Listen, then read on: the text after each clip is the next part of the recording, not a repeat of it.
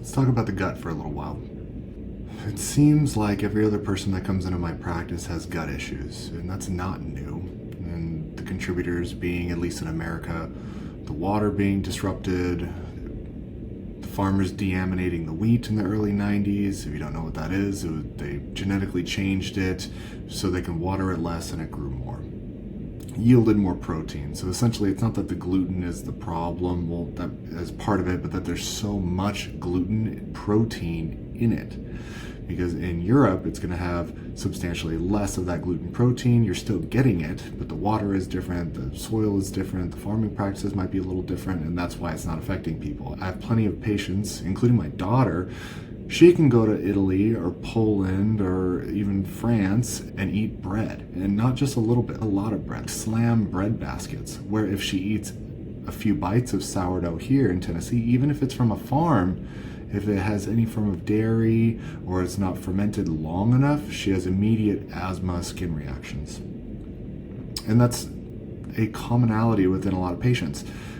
They eat gluten and they have some sort of reaction. I believe last time I checked there was over 150 different reactions to gluten sensitivity, not overt celiac, but just gluten sensitivity. It could be skin issues, it could be migraines, it could be overt hemiplegic paralysis. I've even seen it to where you get people, 70, 80% better with their low back, and they are just not progressing. It's been weeks, even on the border of a month. They're exercising, they're sleeping, you've changed their ergonomics, you're setting their L5 or whatever it is perfect, it moves like butter, and they just can't break through this last 20% of it's super stiff in the morning, when they bend over it hurts, when they twist, or any form of compromised position where they should be able to brace, they just cannot because the musculature isn't there because they're still in neuritis. I get people doing a carnivore diet or an AIP where they remove gluten completely and also realize gluten needs about 40 days to get out of the system. They'll feel better before 40 days. And 40 days is what we want to test it with. That way we get to see how much of a sensitivity is it. But I get people doing that autoimmune paleo carnivore diet, just an animal-based diet where they remove gluten entirely, and it'll clear up that last 20%. And that goes to show, I think it's a few things. One, if you're disrupting the gut, you're creating systemic, we know that.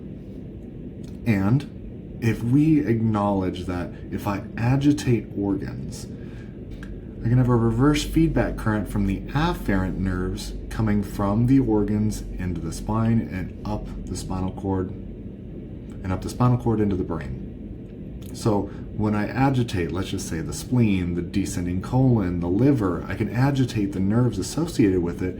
Now nerves going through have some sort of swelling happening. And now when they unite in the foraminal area, that swelling is detected within the motor unit here, so proprioceptive, nociceptive feedback. And now the body will try to splint this area. It's like, hey, don't elicit more motion. There's already swelling happening. You're going to create more pressure on it. So that's, at least in my mind and clinically, how I reason through a chemical subluxation occurring, a chemical irritation happening at a specific organ, and then a reverse feedback causing a subluxation. When I'm looking, let's just say we're looking at this. Okay, lateral x-ray of the lumbar spine. It's normal to see some black within the intestine. I'm not saying it's not. And when you see a lot of it, like this, they aren't necessarily digesting food super effectively. In my mind, they're fermenting food. We know sacral issues can paralyze the descending colon, it slows motility, it disrupts absorption as far as water content and minerals.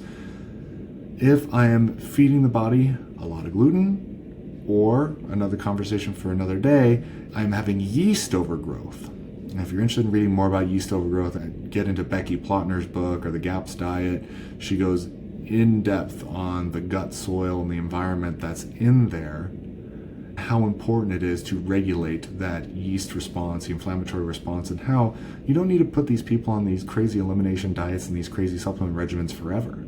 It's about, how do I get this person in phases going to the next one? If you look at the GAPS diet, there's about 6 phases. There's tons of GAPS coaches out there, and there's the book you can read about it just to learn of these could be the phases that you might need to help kids through, especially ones that have been vaccine injured. So, if someone's coming in and you notice they have a lot of chemical irritation, they're having a lot of acne, they have migraines, they have some sort of skin issue, whether it's eczema, psoriasis, remember the skin and the lungs, and the gut all lay on the same meridian.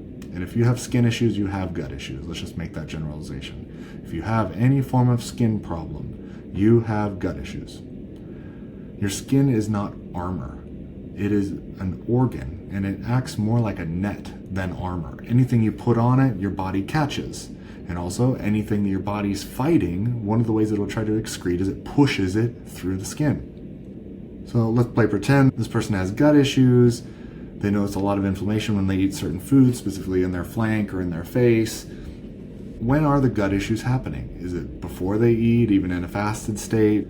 Then we know that there's not enough gastric enzymes. It's a parasympathetic problem. That means that this person has done enough damage to the parasympathetic area that it's slowed down the gastric secretion. Now, if it's always after they eat or while they eat, we know it's more of a sympathetic problem. So they've disrupted the sympathetics, maybe somewhere in the liver or the spleen or the gallbladder. And that will give us information on one, where to look spinal-wise, and two, how far along we are in the progression. What I've seen, parasympathetic is further along in the progression, because it may have started out as a sympathetic problem, and then they were prescribed PPIs, and then they effectively sterilized their gut. That changed the terrain within the body, created more of a parasympathetic problem, and then that's why they'll note, hey, I've had this for a long time, but my symptoms changed when X. So if we're looking at things physically, chemically, mentally, emotionally, and we're just still talking about the gut. Physically, I'm looking toward sympathetics at first, usually L5, can be T9, can be T7, liver, descending colon area.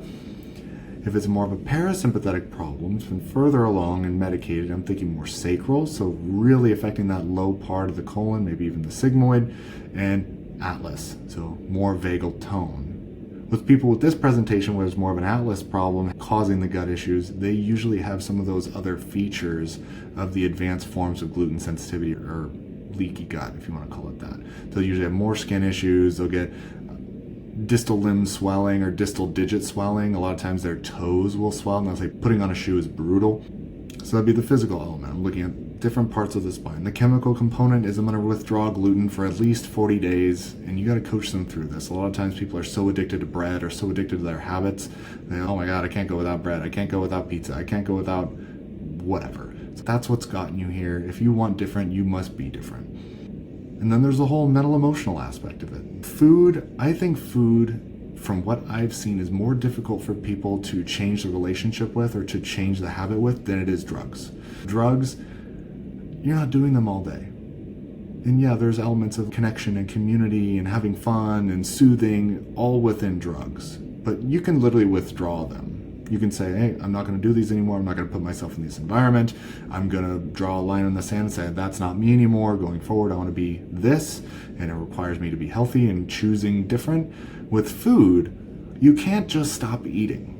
And if someone has some deep-seated program in their mind of childhood, okay, I wasn't certain the next meal would even come, so that's why every time I eat a lot. Or maybe it's the only way that they figured out how to soothe themselves, or maybe it triggers off a memory of when they felt loved and taken care of and nurtured. Like, there's so many relationship building things within food. And that's actually what we built culture around. We all sat around the fire, we ate, and we hunted together, and that's how we shared stories and built culture. So that's why food is so important.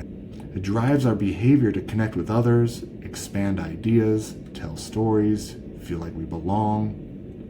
When you're making changes to food, it takes intentional coaching, and making it not feel like it's going to be hard is one of the things. Like, hey, Cindy, you let me worry about this. I'm going to worry about your spine. I just want you to focus on X. Getting to bed at a certain time. Hey, when you eat, this is how we're going to eat in this specific order. I don't want to be super restrictive. I don't want you to count calories. I don't need you taking pictures. These are the frames of reference that we get to use. I don't think intuitive eating works at first with people with intense food addictions, and guess what? Most people have intense food addictions.